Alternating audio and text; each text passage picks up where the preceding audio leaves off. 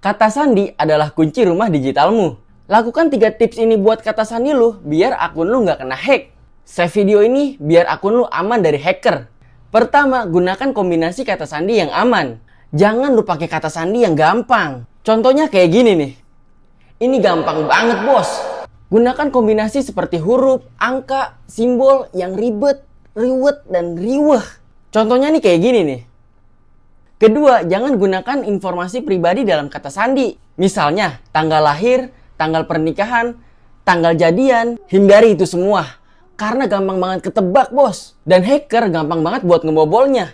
Yang terakhir, ubah kata sandi secara berkala. Misalnya, 3-6 bulan lu ganti kata sandinya. Kenapa gitu, Bang? Karena password yang sudah lama digunakan lebih rentan terhadap serangan. Terutama jika bocor dalam insiden keamanan. Dengan melakukan pergantian kata sandi secara rutin, risiko penyalahgunaan akun oleh pihak yang tidak berwenang dapat diminimalisir secara signifikan. Nah, lu udah lakuin ketiga tips ini belum? Semoga bermanfaat dan let's growing up!